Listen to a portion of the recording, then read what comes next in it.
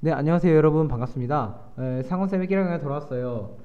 오늘은 저번 시간에 배웠던 내용을 토대로 해서 1차 방정식에 대해서 한번 배우도록 하겠습니다. 오늘 배울 내용은 다음과 같습니다. 첫 번째, 이 등식이라는 것에 대해서 한번 배워볼 거고요. 두 번째, 방정식과 항등식, 이거에 대해서 한번 배워보도록 할게요. 자, 그럼 첫 번째로 등식에 대해서 한번 배워보도록 할게요. 자, 등식. 등식이란 무엇이냐? 네. 어떤 말일까요? 약간 욕 같기도 한데 등식? 네. 아니에요. 등식이란 무엇이냐?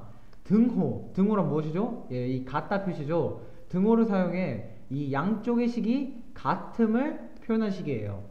예를 들어서 이렇게 어떤 식이 있고 는 어떤 식 하면 이것은 등식이 되겠죠. 네. 무슨 말인지 알겠나요? 이게 같다의 표시니까 양쪽이 같음을 표시한 식, 즉 등식이 되는 거예요. 등이 같을 등자. 예, 그 등자예요. 같은 식, 두 개가 같은 식, 그걸 나타내는 식을 등식이라고 합니다. 그래서 예를 들어서 2 더하기 3은 5라는 식이 있어요. 네, 이것은 등식일까요? 아닐까요? 네, 맞죠? 이 좌변과 우변, 이 등호의 왼쪽을 좌변이라고 하고 등호의 오른쪽을 우변이라고 해요. 그래서 이 좌변과 우변이 서로 같음을 나타내고 있기 때문에 이건 등식이에요. 예. 근데 만약에 이건 어떨까요? 2 플러스 3 그냥 이거는 등식이 아니에요. 왜냐하면 이 같다라는 그 등호가 없기 때문에 이거는 등식이 아니에요. 그러면 또 이런 경우가 있을 수 있겠죠. 2 플러스 3과 6을 비교하면 6이 더 크다. 네, 이런 게 있을 수 있겠죠. 근데 이것도 등호가 아니라 이거는 부등호죠. 부등호이기 때문에 이것도 등식이 아니에요. 이것은 부등식이라고 부르는 거예요. 자, 그럼 등식이 어떤 건지 알았죠? 그러면 다음으로 넘어가 볼게요. 자, 그럼 두 번째로 방정식과 항등식에 대해서 한번 알아보도록 할까요? 네, 방정식, 1차 방정식이 뭘까요? 네, 방정식이란 다음과 같습니다. 미지수에 따라 참 또는 거짓이 되는 등식을 나타내는 거예요. 미지수란 무엇이냐? 저번에 했었죠? 예, x와 같은 문자로 나타낸 a 뭐 이런 거요. 문자로 나타낸 식이에요. 어떤 것이 들어갈지 모르는 수를 미지수라고 했었죠.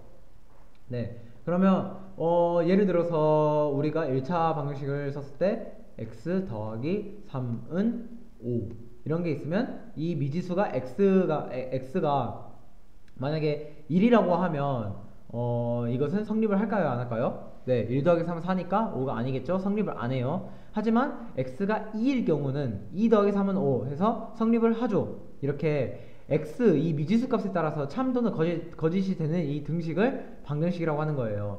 자, 그러면 방금 x가 1일 때는 안 됐고 2일 때는 성립을 했죠. 그럴 때 이 2처럼 참이 되는 미지수의 값을 해라고 합니다. 네, 해 또는 근이라고 해요. 이 근이 무엇이냐면 뿌리 근자예요. 그래서 이것의 뿌리, 이것의 해, 이것을 푼다 이렇게 표현을 하는 거고, 방정식을 푼다라고 하는 것은 이런 해 혹은 근을 구하는 거예요. 자, 어떤 것이 아셨나요? 그래서 방정식을 푼다 이러면 이제 x의 x는 몇이다 이렇게 구하는 거예요. 그러면 항등식이라는 게 있어요. 그럼 항등식은 뭘까요? 항등식은 이런 x라는 미지수와 상관없이 항상 참이에요. 예. 그 방정식은 뭐였죠? x에 따라서 달라졌죠. 참이 될 수도 있고 거짓이 될 수도 있었죠. 하지만 항등식은 항상 참이에요. 어떤 게 있을까요? 예를 들어서 3x 빼기 x는 2x라는 식이 있어요. 네. 이럴 때는 x에다가 x가 1이든 2든 3이든 4든 모두 좌변과 우변의 같은 결과를 나타내요. 네. 근데 이거는 당연하다고 생각할 수 있어요. 왜냐면 이거를 간단히 표현하면 EX가 되기 때문이죠. 그래서 EX는 EX. 이건 당연한 거죠. 네. 그래서 항등식은 항상 간단하게 나타내면 동류항끼리 계산을 해서 간단하게 나타내면 같은 꼴로 나타내지므로 쉽게 알 수 있어요. 동류항끼리 계산하면 바로 드러나는 게 항등식이에요. 항상 그러면 같은 식, 등자가 같을 등자였죠. 항상 같은 식, 항상 참이 되는 등식, 이것을 항등식이라는 거예요. 자, 이걸 기억해 두시고 다음으로 넘어가 볼게요. 자, 그러면 이제 방정식과 항등식이 있는데, 여기서 이제 문장에 나와 있는 것을 한번 식으로 나타내보는 연습을 하도록 할게요. 자, 여기 문자가 있습니다. 철수는 사탕을 총 20개를 가지고 있었어요. 근데 이 철수가 친구들과 굉장히 친한가 봐요. 그래서 이 철수는 사탕을 X명의 친구에게 2개씩 나눠줬대요. 네, 그랬더니 철수에게 남은 사탕이 4개가 되었습니다.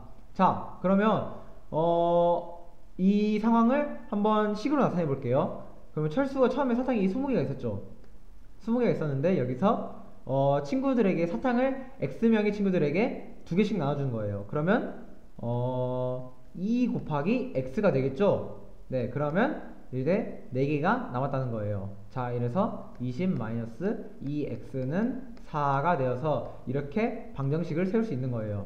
자, 아시겠나요? 이렇게 문장으로 써 있어도 여러분들이 이제 앞으로 이렇게 방정식을 유출할 수 있어요. 유도해낼 수 있어야 합니다. 이렇게 해서 방정식을 푸는 것은 이제 다음 시간에 배울 거지만 이런 식으로 해서 실생활에 필요한 많은 것들을 방정식을 세워서 구할 수 있는 거예요.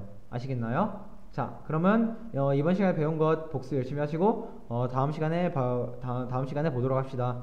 수고하셨습니다.